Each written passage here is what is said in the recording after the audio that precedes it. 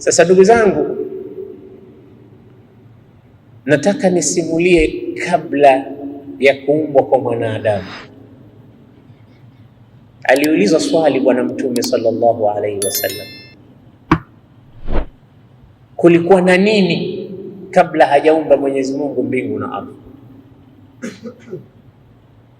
Bali mmoja alimuuliza, ya Rasulullah, aina kana rabbuna qabla an yakhluqa as-samawati wal ardh? Tazama hili swali ambalo wengi tunajiuliza, kumbe Mtume aliwahi kuulizwa na sahaba zake. Hadith sahihi anasimulia Imam Ahmad ibn Hanbal, anasema watu wa Yemen, na yuko bwana mmoja pia aliwahi kumuuliza, ya Rasulullah, ewe Mtume, aina kana rabbuna qabla an yakhluqa as-samawati wal ardh, Mola wetu alikuwa wapi kabla ya kuumba mbingu na ardhi? Alikuwa wapi? Na ni juu ya mwalimu kusherehesha yale anayoulizwa na wanafunzi wake kwa njia nzuri. Anataka kujua.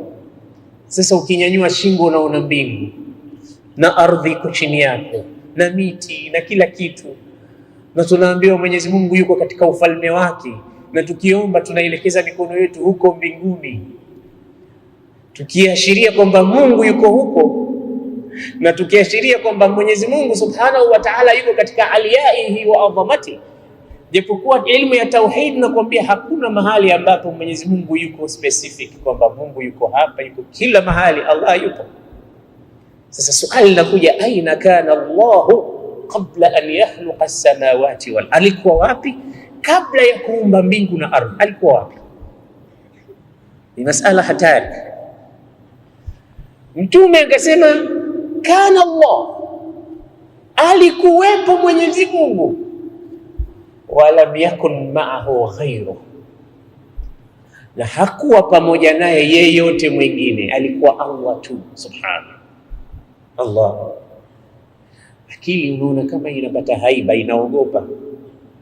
Mahala popote unapokuwa unasikia mambo ya kuogofya au haiba, akili na ngozi inasisimka. Kana Allah walam yakun ma'ahu ghayruhu, Mungu alikuwepo na hakukuwa na kitu chochote pamoja naye. Hii hadithi sahihi.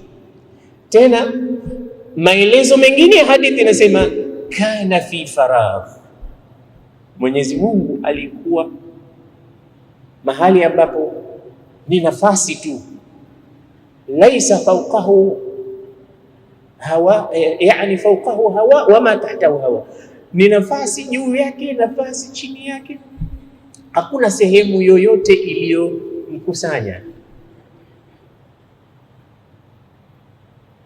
Hivi ndivyo ilivyokuwa mwanzo.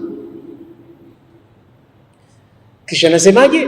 Thumma khalaqa al-arsha fakana arshuhu ala al-ma, kisha baadaye Mungu akaumba arshi. Arshi ni kiti cha enzi cha Allah subhanahu wa ta'ala, kikawepo katika maji. Sasa hadithi hii inaonyesha kitu cha kwanza kilichoumbwa ni arshi ya Mwenyezi Mungu subhanahu wa ta'ala. Hapo hakuna ardhi, hapo hakuna mbingu, hapo hakuna majini, hakuna malaika, hakuna watu, yuko mwenyewe subhanahu wa ta'ala jalla jalal. Sikilize vizuri historia yetu hii, uone tulikotoka ni mbali sana. Ulama at-tauhid wanasema kana Allahu wala makan qabla an yakhluqa al-makan, Mwenyezi Mungu alikuwepo kabla kuwepo mahali, yeye yupo. Na tena alima makan wa alima ma yakun, anajua Mwenyezi Mungu yaliokuwepo na yatakayokuwepo baadaye. Wa alima ma la yakun, na anajua yale ambayo hayatokuwepo. Hii sifa yake kwamba la awwala la wala akhira la, hana mwanzo Mwenyezi Mungu, hana mwanzo wa kwamba ndo ilianza hivi ikatokezea ndo akawepo Allah. Hana mwanzo, hana mwisho,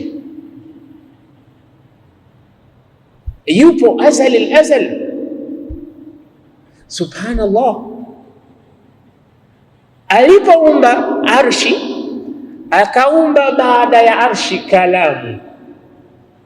Na katika hadithi nyingine inaonyesha kwamba miongoni mwa viumbe vingine vya ulimwenguni sasa, cha kwanza kilichoumbwa na Allah ni kalamu. Hii kalamu tunayoandikia ina historia kubwa sana. Ndio maana Mwenyezi Mungu ameiapia katika suratul Qalam, akasema nun wal qalami wama yasturun ma anta bi ni'mati rabbika bimajnun. Hiyo kalamu hiyo, ifikirie kalamu inafanya mambo mangapi makubwa. Ukihitajia mikataba, ukihitajia kusaini voucher zako, ukihitajia kuandikia mambo ya faida, ukihitajia ulimwengu wote kuufanyia saitara na sahwa na thaura, itahitajika kalamu mahala popote. Wewe safiri bila ya kalamu, uone umuhimu wake, utakuwa unalazima kwa yule na yule na yule. Je, kama wote hawana kalamu? Je, kama isingeumbwa? Basi Allah anasema hii kalamu ni kiumbe muhimu sana, kimeumbwa mwanzo. Bwana Mtume sallallahu alaihi wasallam katika hadithi anawashereheshea wale waliomuuliza kwamba alikuwa wapi Mwenyezi Mungu kabla ya kuumba mbingu na ardhi. Anaambia alikuwepo Allah, juu yake hawa, yani faragh, nafasi tu, hakuna kitu chochote kinginecho, na chini yake vile vile. Tena akaumba baada ya hapo arshi ikawa, lakini kuumba hiyo arshi kabla ya kuumba wakana, katumia neno Mtume, wakana arshuhu ala alma, na arshi yake ilikuwa katika maji. Thumma khalaqa alqalam, kisha ikaumbwa kalamu. Faqala lahu uktub, Mungu alipoiumba kalamu akaiambia haya, andika. Fajara, ikapita inaandika kalamu, ma yakunu wama sayakunu ila an taquma saa, yatakao kuwepo, habari zote, faili zote za maisha yetu, riziki zetu, kila kitu chetu kikaandikwa na kalamu ile mpaka siku ya Kiyama. Kisha baada ya kuumba kalamu ikaumbwa lauhul mahfuz. Hivi ndio viumbe vya mwanzo kuumbwa, kabla ya majini na kabla ya binadamu. Baada ya kuumbwa lauhul mahfuz na kuumbwa na kalamu, Bwana Mtume anatuhadithia sasa zile siku, Jumamosi, Jumapili, Jumatatu na kitu gani. Hadithi zote ni sahihi, sinaqil hadith dhaif. Bwana Mtume anasema, Sayyidina Abi Hurairah anasema, akhadha Rasulullah biyadi, siku moja Mtume alinikamata mkono akaniambia, laqad khalaqa Allahu yawma as-sabt turba, khalaqa Allahu turbata fi yawmi as-sabt. Anamuhadithia nani? Abu Hurairah. Sema Mwenyezi Mungu ameumba mchanga siku ya Jumamosi. Wa khalaqa al-jibala fi yawmi al-ahad, akaumba majabali siku ya Jumapili. Hizi siku na kila kitu chake. Khalaqa turba ndo mchanga, fi yawmi as-sabt, katika siku ya Jumapili khalaqa al-jibal, wa fi yawmi al-ithnain khalaqa ash-shajar, siku ya Jumatatu Mwenyezi Mungu akaumba miti. Wa fi yawmi ath-thulatha khalaqa al-makruh, siku ya Jumanne kama leo yakaumbwa makruh. Makruh manake vitu vyenye kuchukiza, yani maradhi, chochote kinachochukiza kimeumbwa siku ya Jumanne. Hata madeni kama yanachukiza, kila kitu kichukiza, viroboto, kunguni, chawa, zote hivi yaumil ath-thulatha. Wa khalaqa fi yaumil arbi'a an-nur, siku ya Jumatano Mwenyezi Mungu akaumba nur.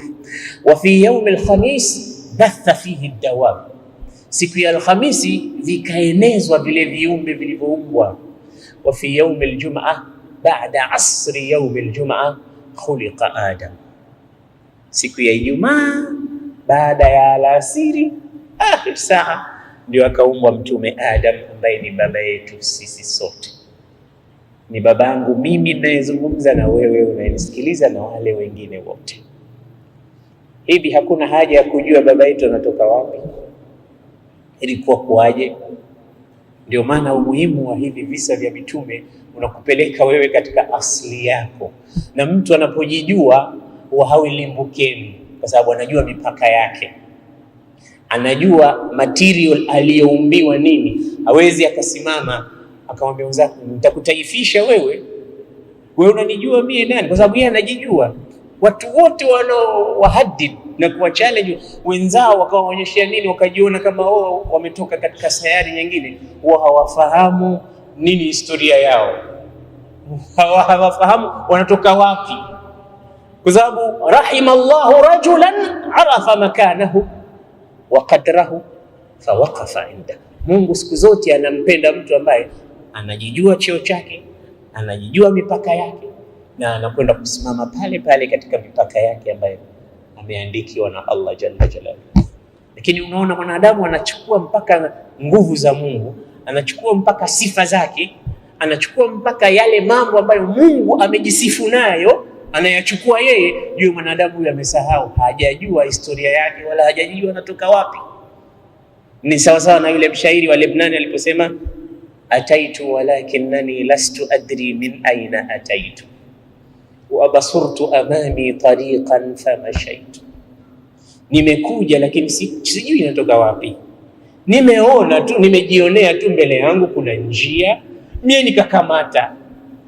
Kaifa, niliona vipi? Lastu adri, sijui. Walimadha lastu adri, na kwa nini sijui? Lastu adri, pia sijui kwa nini sijui. Kuna mtu anaishi hivi, hajui, na ukimuuliza hajui kwa nini, pia hajui kwa nini hajui kwa nini. Basi binadamu anatakiwa ajue, kwa sababu kitu cha kwanza Allah anasema fa'lam, jua, tambua, kuwa na elimu. Na kuwa na elimu muhimu ni kujijua wewe unatoka wapi na umekuja hapa kufanya nini na kwa lengo gani. Hizi zote ni bidayatul khalq, ni mwanzo wa maumbaji ya Allah. Ndo baadaye tukaona khalaqal arda fi yawmayn wa alqa fiha rawasi wa qaddara aqwataha. Tunasoma katika Qur'ani akaumba ardhi, akaumba majabali, akayaeka majabali katika ardhi, ikawa nini na bihar na kila kitu. Hivi vitu vikaumbwa, baadaye wakaumbwa malaika. Malaika wakaumbwa kutokamana na material ya nur, na kabla ya kuumbwa binadamu ameumbwa jini. Na maana majini waliumbwa kabla yetu sisi, wao walikuja mbele. Na kwa hakika majini walikuwa wanaishi katika ardhi hii kabla ya wanadamu. Wao ndo wakazi wa mwanzo ambao Mwenyezi Mungu aliwaeka katika kaukab al-ardhiya, wakatumwa wafanye ibada. Lakini wao hawakufanya ibada, walizusha vurugu na ufisadi, wakauana, wakapigana. Fa arsala Allahu ilayhim junudan min almalaika, Mwenyezi Mungu akawatumia majeshi ya malaika. Fataraduhum wa qataluhum ila jazairi albihar. Hadithi ya Mtume inasema majini walikuja kupata adhabu ya kupigwa vita na malaika, wakafukuzwa mpaka katika visiwa, katika fukwe za bahari. Mpaka leo sehemu hizo ndo sehemu kuu ambazo majini wanapenda kuishi mpaka leo. Na hadithi ya Mtume inaeleza wazi kwamba Ibilisi ana kiti chake baharini. Hawa watu wake wanaokuja huku kutupoteza sisi, baadaye wanapeleka takrir, report huko kwa bwana wao waliokuwa juu ya kiti chake kule. Leo nimempoteza fulani, leo nimempoteza fulani. Kila mmoja anapeleka hasilatul yawm au hasadil yawm, report ya siku hii. Sasa majini japokuwa huku wanafika tuliko sisi na sehemu nyingine, lakini makanu raisi, mahala pakubwa ambapo wanapenda kuishi katika bahari, katika visiwa, katika fukwe za bahari, kwa sababu walifukuzwa katika ardhi na malaika baada ya kuzusha ufisadi na kumaasi Mwenyezi Mungu, wakaenda katika shawatiul bihar. Kwa hiyo inaonyesha wazi kwamba malaika na majini wao waliumbwa kabla yetu sisi. Kwa hadithi tuliyoitanguliza kwamba siku ya Jumamosi Mwenyezi Mungu ameumba mchanga, Jumapili akaumba majabali, Jumatatu akaumba nini? Akaumba Jumatatu akaumba miti, siku ya Jumanne akaumba viroboto, yani vitu vya kuchukiza, na siku ya Jumatano ikaumbwa nuru. siku ya Alhamisi wakaenezwa viumbe, batha fiha dawaban, ad-dawab kila kiumbe akaenezwa katika ardhi. Siku ya Alhamisi wakaenezwa viumbe, na siku ya Ijumaa akaumbwa mwanadamu, akaumbwa baba yetu Adam. Hadithi nyingi zimezungumza Mtume akisema fadhila ya siku ya Ijumaa, fihi khuliqa Adam, katika hii siku ya Ijumaa ameumbwa Nabii Adam, na kuumbwa kwenyewe ni baada ya alasiri. Na katika hii Ijumaa kuna saa muhimu sana ambayo binadamu akiafikiwa na Allah anapata ijaba katika dua zake. Ndugu zangu, Qur'ani niwasomee kidogo katika suratul Hijr, baadhi ya aya Mwenyezi Mungu alipotaka kumuumba mwanadamu. A'udhu billahi minash shaitanir rajim. Walaqad khalaqnal insana min salsalin min hama'in masnun wal janna khalaqnahu min qablu min naris samum. Allah hapa anazungumzia kuhusu uumbwaji wetu na material yake. وإذ قال ربك للملائكة إني خالق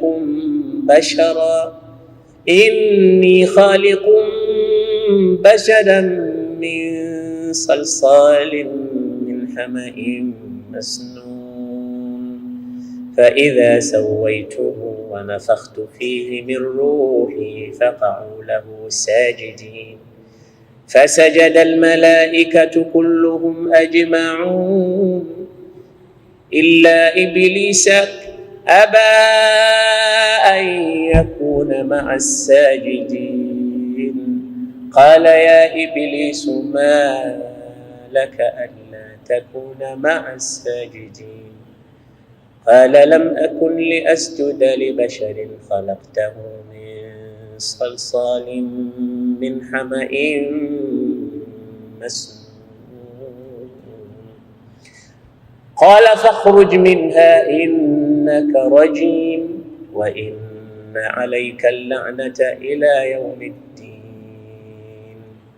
قال رب فأنظرني إلى يوم يبعثون قال إنك من المنظرين قال رب بما أغويتني لأزينن لهم في الأرض ولأغوينهم أجمعين إلا عبادك منهم المخلصين قال هذا صراط علي مستقيم إن عبادي ليس لك عليهم سلطان.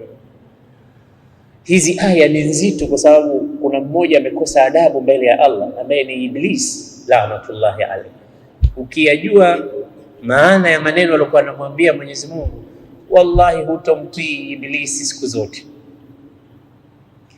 Subhanallah, Mwenyezi Mungu alipotaka kumuumba baba yetu Adam alimtuma Sayyidina Jibril akamwambia nenda katika ardhi wa'tini biturba qit'atan min al-ardh uridu an akhluqa minha Adam, nataka kumuumba Adam. Jibril alipofika katika hii ardhi istaadhat al-ardh, ardhi ikajikinga kwa Allah isije ikachukuliwa, kwa sababu huyu mtu anayekwenda kuumbwa atakwenda kufanya mambo ya kufanya mbele ya Allah, atamkosea Allah na pengine Mungu kwa hasira zake atamtupa motoni. Sasa ni mimi ardhi nimetengezwa kutokana na huyu mtu. Ardhi ikalia sana, ikamwambia Jibril, a'udhu billahi minka, najikinga kwa Allah kutokamana na wewe, usije ukanichukua, sitaki usinichukue. A'udhu billahi minka, najikinga kwa Allah kutokamana nawe.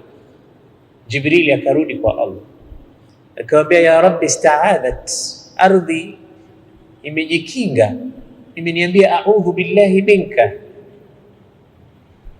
Mwenyezi Mungu akamtuma Israfil.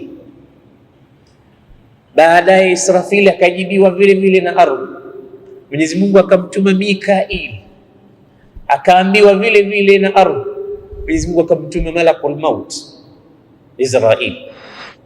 Israil alipofika katika ardhi, a'udhu billahi mink, na Israeli kaambia ardhi, wa ana a'udhu billahi an arji'a ila Allah biduni turba, hata mimi najikinga kwa Mungu nisije nikarudi kwake mikono mitupu. Wewe unajikinga kwa Mungu nisije nikakuchukua, na mimi najikinga kwa Mungu nisije nikaenda kwake mikono mitupu. Mungu amenituma alafu niende sifru liyadai, haitakuwaje? Akakataa malakul maut, akachukua ardhi. Tena sio ardhi moja, alichukua kila mahali, sehemu. Hadithi ya Mtume inasema rufi'a ilayhi, Mwenyezi Mungu alipelekewa turba min jami'il amakin, min shatta al-amakin, katika sehemu mbalimbali za ardhi. Ndio maana wanadamu wamekuja aina mbalimbali. Fajaa minhum al-aswad wal-ahmar was-sahl wal-hazan wal-khabith wat-tayyib. Ndio maana ya ukakuta sisi hatuko sawa. Kuna weupe na weusi na wekundu, kuna waovu na wema, na kuna wengine tabia mbalimbali, mmoja mpole, mmoja mkali, mmoja sahali, mmoja laini. Hii ni according to zile parts za ardhi zilivyochukuliwa na malakul maut. Hapa kachukua hii, hapa kachukua hii, hapa. So waliochukuliwa pale wamekuwa wakali, waliochukuliwa kule wamekuwa wapole, waliochukua kule ni wekundu, waliochukua kule ni weusi. Hizi tabaka zote akapelekewa jalla jalaluhu, kauchukua mchanga. Ni mchanga, ule mchanga ukatiwa maji. Sasa mchanga ukitiwa maji unakuwa tini, ndo fabulla turab fasara tinan. Mchanga wa kawaida unakuwa vumbi, lakini ukitiwa maji unaanza kuitwa kitu kinaitwa twin. Ndio maana ukisoma Qur'ani kila aya utakuta inamsifu mwanadamu alivyoumbwa. Huku utasikia kaumbwa na udongo, kule utasikia mchanga, hapa utasikia hama'in masnun, kule utasikia min salsalin, kila aina na ndo marahil za mchanga ule. Kwa hiyo mchanga ukitiwa maji unakuwa twin, ukishaanza kufinyangwa unaanza kunata, ile kunatanata na kamatana ndio inaitwa tini lazim. Halafu ndio inakuja ikikauka ule mchanga kama wa kutengezea viungo, kikauka ndio inaitwa hama'in masnun, kwa sababu ukigonga hivi inatoa sauti. Sasa na Adam hivyo marahil, alifika mahali ni timthal, kigongwa hivi inatoa sauti, ndio inaitwa hama'in masnun. Masnun yani musawwar. Sababu Mungu alipoletewa mchanga alimuumba Adam kwa mikono yake miwili. Allah subhanahu wa ta'ala hatumithilishi na mwanadamu. Taba tukisema Mwenyezi Mungu ni vile mwenyewe alivyo. Usema Mungu ana mikono, Mungu ana nini, yaliku bijalali, anajua mwenyewe mikono iko vipi, anajua mwenyewe, sisi hatujui. Na hatujamuona Allah subhanahu wa ta'ala. Kwa hiyo yeye anatuhadithia ndio katika Qur'an, bima khalaqtu biyadai, kwa nini umekataa kusujudia nilichokiumba kwa mikono yangu miwili?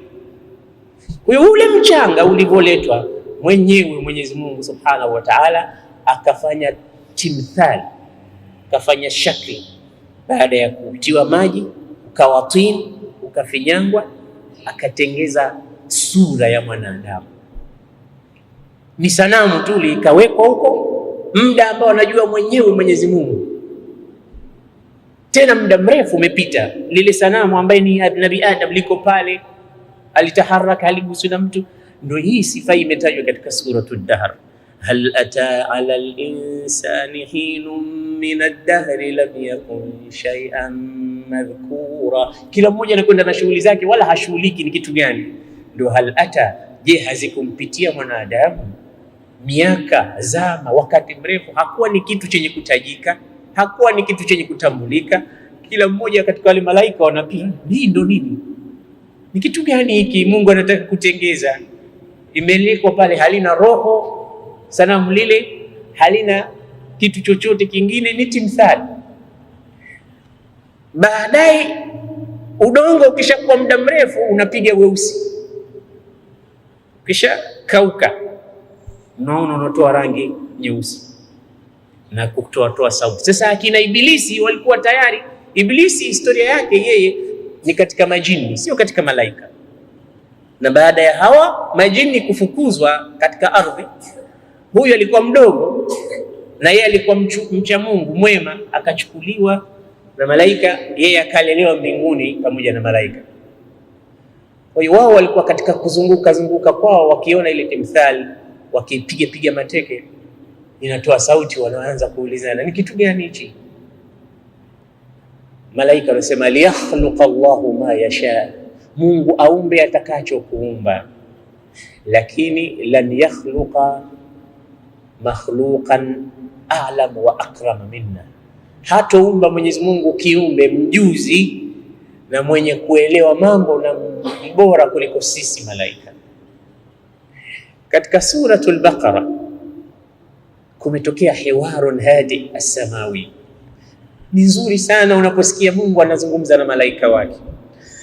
Wa idh qala rabbuka lilmalaikati inni ja'ilun fil ardi khalifa, aliwaambia mimi nataka kumpeleka katika ile dunia khalifa. Khalifa manake mtawala, lakini atakayekuja baada. Kama unaposoma historia ya bwana mtume ambayo tutaisoma insha Allah baada ya qasasul anbiya, lengo letu tunataka tusome mpaka daulatul amawiyya, daulatul abbasiyya, tufike daulatul uthmaniyya. Na daulatul uthmaniyya haiko mbali, ilianguka mwaka 1924, Ottoman Empire unaita. Mwaka 1924, 2023 itakuwa miaka 100, wata celebrate wa Turuki kuanzia kudondoka dola ya Kiislamu ya mwisho ambayo iliangushwa na mtu mmoja akiitwa Mustafa Kemal Atatürk. Hii ni muhimu sana kuifahamu katika dini, kwa sababu tunajua tumetoka wapi. Inshallah tumuombe Mungu tupate uzima, tufikie huko kote. Sayyiduna Adam kuumbwa kwake, kwanza Mwenyezi Mungu anawaambia malaika, nataka kumpeleka kiumbe mtawala, kiongozi katika ile dunia. Malaika walimuuliza, ya Rabb, atajalu fiha man yufsidu fiha wa yasfiku dima, unataka kumpeleka katika dunia hiyo kiumbe ambaye atamwaga damu, kiumbe ambaye atafanya ufisadi? Walijuaje kama sisi tutafanya ufisadi? Na tujiulize, huo ufisadi kweli tunafanya? Naam, ufisadi mkubwa tunafanya katika hii dunia. Damu kweli zinamwagwa? Wallahi, tahaddath anha wala haraj. Kuhusu damu zungumza utakapozungumza, damu zinamwagwa usiku na mchana bighairi haq. Sasa malaika walijuaje? Experience yao walipata kutokana na hali ya majini wale wa mwanzo waliowekwa katika hii ardhi, wakaanzisha fujo na vurugu. Sasa malaika wanajiuliza, ya Rabbi, umemuumba jini umempeleka katika ardhi akafanya ibada, akakuasi, akafanya vurugu, na mwisho ikawa damu zimemwagika na kitu. Sasa unampeleka huyu mwanadamu ambaye yeye inaonyesha ni kiumbe dhaifu. Walikuwa wanajua udhaifu wetu mapema. Sababu gani?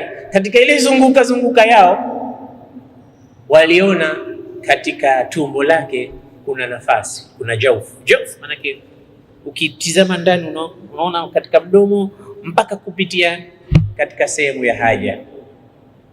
Roho ndo hamna, lakini nafasi hii ipo. Yani Mungu alimtengeza ati huyu binadamu akawa kama vile sanamu tunavyoona, na ikawa kuna jaufu. Sasa hii jaufu iliwapelekea wao kupata kujua kwamba hadha khalqun lan yatamalak, huyu kiumbe hatakuwa na nguvu, yani atakuwa dhaifu. Na ndio maana Ibilisi alikuwa akitumbukia katika mdomo, akiingia ndani kisha akitoka na huko nyuma, kisha akicheza ndani ya ule mwili wa mwanadamu. Kisha wenzake malaika walikumwambia, msije mkastaajabu kiumbe hiki kikawa bora kuliko sisi. Ibilisi aliwahi kusema, akasema, wallahi la in sullitu alayhi la uhlikanna, mimi nikifanywa bora kuliko huyu nitamnyanyasa, nitamwangamiza. Wala in sullita alayya la asiyanna, na kama yeye ndo atafanywa bora kuliko mimi nitamuasi, nitakataa. Haiwezekani huyo kiumbe kuwa bora kuliko mimi. Kwa hiyo uadui wetu sisi na Ibilisi ni uadui kwanza, hata roho haijatiwa. Alikuwa fikra hizo anazo katika moyo wake, anasema nikiwa mimi bora ninammaliza huyu, na akiwa yeye bora nitamuasi. Basi Mwenyezi Mungu Subhanahu wa Ta'ala akawaambia, baada ya kuambia nataka kumleta kiumbe ambaye atakuwa ni mtawala, anaiendesha, hii ni mudirul ardh, kila kitu lazima kiwe kinaendeshwa, anasimamia mambo ya haki, anasimamia uadilifu, anasimamia na mambo yaende kwa nidhamu katika hii dunia. Adam, qalu atajalu fiha man yufsidu fiha wa yasfiku dima, unapeleka katika ardhi atakayefanya ufisadi na umwagaji wa damu. Wa nahnu nusabbihu bihamdika wa nuqaddisu lak, kwani nini ya Rabb? Kama ni kuabudiwa ndiko unakotaka, sisi tunakuabudu usiku na mchana, tunakutakasa. Sasa huu kiumbe unataka kumpeleka kule kwa ajili ya nini? Kama ni ibada, sisi tunaifanya ibada. Allah aliwaambiaje? Qala inni a'lamu ma la ta'lamun, ninachokijua mimi nyinyi hamukijui. Ndio kisa cha kutumwa malaika achukue qita'atun min al-ardh, na kweli Mwenyezi Mungu akapelekewa. Malakul mauti aliposimama mbele ya Allah na mchanga wake mkononi, akamuuliza madha qalat laka al-ardh, ardhi imekwambia nini ulipokwenda? Wa huwa a'lam. Mwenyezi Mungu anauliza wakati anajua. Malakul mauti akasema ista'adhat, ardhi ilikataa ikajikinga, na mimi nikamwambia na mimi pia astaidhu billah, na mimi pia najikinga kurudi kwako. Kwa nini? Nasema limadha lam tarhama, mbona hukuisikitikia kama wenzako walivyosikitika?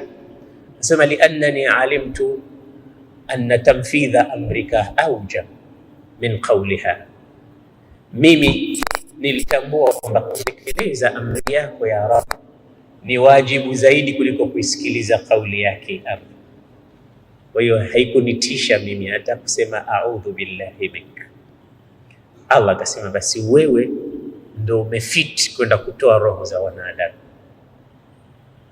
Huyo atatutembelea sote siku moja. Msisahau kwamba huyo ndo amepewa jukumu hilo la kutoa roho zetu. Sijui ni kesho, sijui ni kesho kutwa, lakini atakuja siku moja. Atagonga mlango, ataingia, utamuona.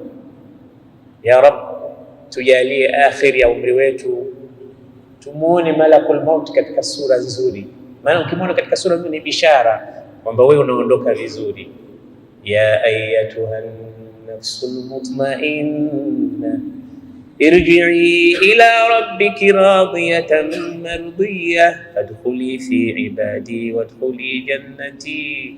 Mungu anasema utakapoambiwa maneno haya, wewe minal faizin, ewe roho nzuri, toka kwa sahali na Mungu ameradhi, amekuwa radhi nawe. Kwa hiyo wewe ndio utakayekuwa malakun muwakkalun biqabdi arwahi alibad, malaika ambaye umewakilishwa kuzitoa zile roho za waja. Maana Mwenyezi Mungu ana ile system kwamba rajulun munasib fi almakan almunasib au rajul munasib fi almakan almunasib, mtu afaaye katika zoezi lifaalo. Hii ni utaratibu ambao kila mahali lazima uwepo, sio kila mtu tu anapewa kazi. Mbona hakumwambia Jibril wewe ndio utatoa roho za watu wote, wakati Jibril ndio malaika mwenye nguvu? Bwana Mtume alipomhadithia sahaba kuhadithia umbo la Jibril, anasema Jibril ana 600 janah, ana mbawa 600. Mbawa 600, anasema ma baina janahin ila janahin kama baina as-samai wal ardh, kutoka ubawa mpaka ubawa mwingine ni kama kutoka mbingu mpaka mbingu nyingine, kutoka samain ila samain ukhra. Kwa nini yeye sichukue roho hizo? Na vile vile wewe ukitaka mambo yako yaende, kila mmoja mpime anaweza kufanya jukumu gani. mpime, anaweza. Na hivi ndivyo alivyofanya Mtume Muhammad sallallahu alaihi wasallam. Siku alipo wakusanya masahaba akawauliza, tufanye nini ili tuitane katika swala kabla ya adhan? Mmoja akasema tugonge kengele, wengine akasema la, ni kujifananisha na Nasara, wengine akasema tuwashe moto, la, ni sawa sawa na kujifananisha na Majusi. Tufanyeje? Watu wakaondoka pale, hawakupata suluhisho. Usiku mmoja aliota ndoto. Ile ndoto alimuona mtu anauza kengele. Akamwambia niuzie mimi. Akamuuliza unaitaka ya nini? Ndani ya usingizi. Akamwambia tunaitaka tugonge kwa ajili ya kuitana katika sala. Akamwambia nitakufundisha maneno mazuri kuliko kengele. Maneno gani? Akamwambia sema Allahu akbar, Allahu akbar, Allahu akbar, mpaka mwisho wa adhan. Akazindukana alfajiri, akaenda kwa Mtume. Akamwambia Rasulullah, nimeota usingizini yupo mtu anauza kengele. Nilipomwambia niuzie, akaniuliza kwa nini? Nikamwambia kwa ajili ya kuitana katika sala. Akanifundisha maneno haya. Mtume akasema innaha la ru'ya haqq, hiyo ndoto uliyoiota ni ndoto ya kweli. Sasa ilikuwa mafrudhi amwambie yule mtu, wewe ndio utakuwa muadhini maneno haya, lakini alimwambia qum allimha bilalan innahu anda minka sawt, kamfundishe yule pale Bilal maneno hayo. Akuambiwa yeye aliyoyaota, kapewa mtu mwingine Bilal ibn Rabah, na mpaka leo amepata sharaf baina ya watu walikuwa wamemzunguka Mtume. Utakuta watu mbalimbali, Makuraishi walikuwepo, Mafursi walikuwepo, watu kutoka Asia walikuwepo, na watu kutoka Afrika walikuwepo. Mungu alimchagulia bwana Mtume watu wa kumzunguka, na sisi kutoka Afrika ilikuwa ni watu ambao tulichaguliwa kwa ajili ya kupeperusha bendera ya la ilaha illa Allah Muhammadur Rasulullah katika manabir. Allahu akbar, Allahu akbar, muadhdhin Rasulillah sallallahu. Hatuwezi kwenda kusali kabla hajapeperusha bendera hiyo Sayyiduna Bilal. Sharaf kubwa mno, kubwa. Kuna watu wengine wanasema mbona hakuna mtume hata mmoja Mwafrika? Ni watu wengi wanauliza swali,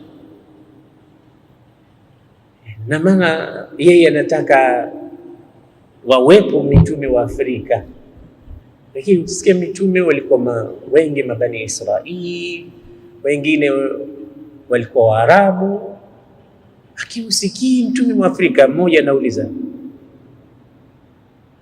na ili swali ni sualul qadim, kwamba anataka kusema labda Mungu amewasahau hao Afrika. Mungu atapata faida gani kwa wasahau watu fulani? Na kwa nini unasema umesahauliwa? Na kwa nini wewe utatala katika society uone kwamba hili jambo hili naona kama kuna matatizo fulani? Kwa nini nakuja fikra kama hizo? Subhanallah, Sayyiduna Muhammad sallallahu alayhi wasallam alitufundisha katika mtiririko wa mafunzo. Qur'an inasema wala tatamannau ma faddala Allahu ba'dakum ala ba'd. Muislamu asiwe na tabia ya kutaka kitu ambacho Mungu amempa mwenzake. Hizi sio katika tabia za Kiislamu, kwamba kwa nini mimi sikupata kitu fulani, kwa nini mimi sijapata kitu fulani. Usiwe na tabia ya kutamani kile alichopewa mwenzako. Hii ni tabia moja katika tabia mbaya, kwa sababu hupelekea mpaka mtu akadharau kile alichopewa yeye na Mwenyezi Mungu, kwamba kama Mungu ananipenda kweli, mie angenipa baskeli kama aliyopewa yule, au akanipa shamba kama la yule bwana, au akanipa gari kama lake yule, au angalau nikawa na nyumba kama yake, ndio angalau tungekuwa tunaona Mungu amefanya uadilifu. Hii tunatupeleka mahali pabaya. Na wewe unajua kipi alichokupa Mwenyezi Mungu? Umehesabu yote neema alizokupa Allah mpaka ukafika mahali ukaona kwamba kuna baadhi ya vitu umenyimwa? Halafu Mtume alitufundisha kwamba kupewa vile vile sio dalili ya kupendwa, wala kunyimwa sio dalili ya kuchukiwa. Halafu pia katika mazingira mengine ndio wanachuoni hekima sema a'taka fa haramaka fa a'taka. Unaweza kuona mtu amepewa kumbe ndo amenyimwa, na unaweza kuona mtu amenyimwa kumbe ndo amepewa. Hii ni falsafa. Vipi maneno haya? Uchambuzi wake unataka darsa kamili. Kwa sababu gani? Unawezekana mtu ukaonekana wewe umepewa aina mambo mbalimbali mpaka watu wote wanakuhusudu, kama alivyopewa Qarun. Qarun si amepewa, inna Qaruna kana min qaumi Musa fabagha alayhi. Alipewa nini? wa atainahu min alkunuzi ma inna mafatihahu latanubu bil'usbati ulil quwwa. Tulimpa mpaka zile funguo zake zinabebwa na watu, zinalemea kama vile wamebeba magunia wanaobeba funguo za Qarun. Kumbe ni funguo tu. Kama funguo zinalemea kwa watu 40, je, mali zake zitakuwa? Huyu kapewa, lakini kumbe ndo alonyimwa. Alinyimwa Qarun kivipi? fakhasafna bihi wa bidarihi al-ard, tulimdidimiza tukamwangamiza mpaka ikawa nywele yake ya utosini haionekani, chini, kila siku anadidimia, kwa sababu Mungu alimpa lakini kumbe amemnyima. Na kuna watu wengine wanaonekana wao wamenyimwa kumbe ndo wamepewa. Kwa hiyo hesabu kwa Mungu hazipo hivyo. Hesabu kwa Mungu hazipo kwamba mbona sisi hakutupa kitu fulani, kwa hiyo sisi tumenyimwa au tumenyanyaswa au tumeonekana ni useless people. Hakuna. Amma al-insanu idha mabtalahu rabbuhu fa akramahu wa na'ama fayaqulu rabbi akraman wa amma idha mabtalahu faqadara alayhi rizqahu fayaqulu rabbi ahanan. Kalla, sivyo hivyo. Mtu akipewa aseme napendwa, au akinyimwa aseme nachukiwa. Sivyo hivyo, hisabu ziko vingine kabisa. Basi ndugu zangu, Sayyiduna Bilal akaambiwa wewe ndio utakayekuwa muadhini, kama alivyoambiwa Jibril, wewe kaa pembeni, huyu ndiye atakayekuwa mtoa roho. Sasa huyu ndo anafiti katika zoezi hilo la kutoa roho.